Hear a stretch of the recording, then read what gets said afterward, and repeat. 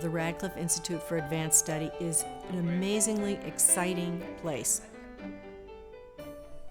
It is intergenerational, it is international, and it is a place where people come together in every discipline to work together and to learn from each other. What the Radcliffe Institute can do is make sure that the best minds of our society have place and time to do important work. She also has retained the dust jacket, which makes a nice visual.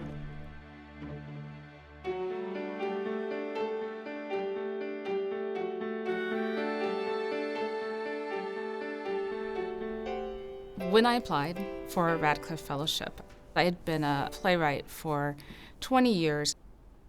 I was needing to force myself to be creative on an airplane or in that moment before my son woke up in the morning. This has given me an opportunity to just actually breathe and be an artist and be still and imagine. My project for this year, I've been writing a book called Born Translated, the contemporary novel in an age of world literature. Pursuing a radical alternative in which the Big Bang is a big bounce. A book on medical tourism. Can we take what we've learned from computer systems and bring that into biology? How does that help us understand biology better? Those ones have all moved to that light. This is the young lady with a nice smile and the pleasing drawl who came to us last year from Mississippi. Her southernness as well as her blackness made her stand out. Too indelible. My days are so filled with anthropology and those things that when was the last time I ever went to go hear something about computer science or physics? As an undergraduate, I was very appreciative to have this opportunity to work one-on-one with a professor. It also gave me a perspective on academia life that I never had before. I feel like you're missing this great opportunity to talk about some other kind of revolutionary moment. Often in the middle of a project, you realize that you have a sort of accretions of old ideas that you've never quite thought through.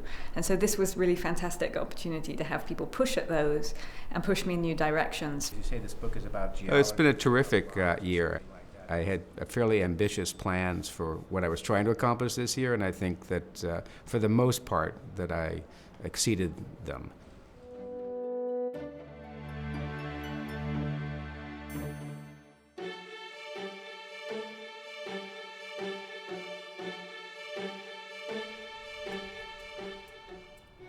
What we do is preserve the documents of women of the past for the present and the future.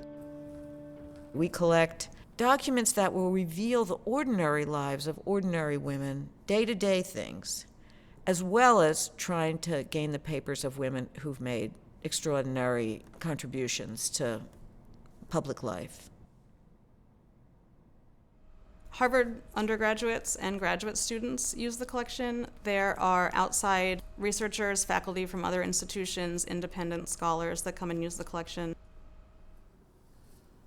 I was working on the Betty Friedan collection in the manuscript department right about the same time that I was reading The Feminine Mystique in class. I really value getting to really get up close to the history. We are working extra hard to digitize as many collections as we can.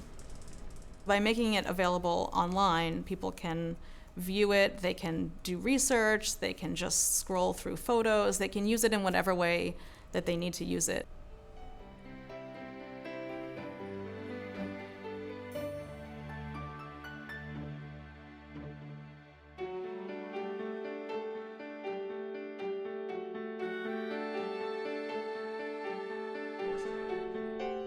What made this seminar unique was that it was a real mixture from people who are basically neuroscientists, as well as people who are economists, people who are public policy types and law types.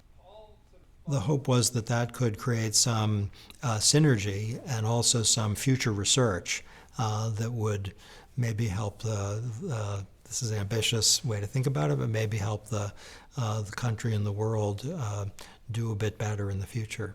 When Iran and the US negotiated... We were trying to understand if neuroscience, at the point that it is now, whether we have something to say to policymakers. When these two tribes come together... So I think we started a communication. I think that's probably the most important goal. Should the government just let him die? Just a few minutes after the sessions, people are already thinking about collaborations to do new work. There's a kind of openness on the part of the Radcliffe Institute to intellectual experiments which maybe go off a beaten path, but which can in the end have tremendous payoff.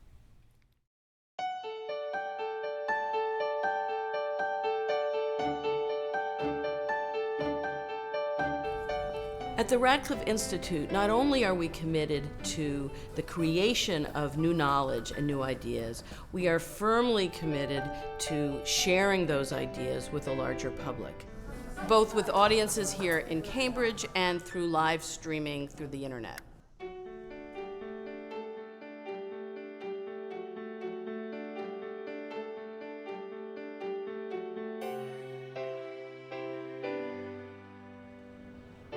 If you come to the Radcliffe Institute, you should be coming to interact.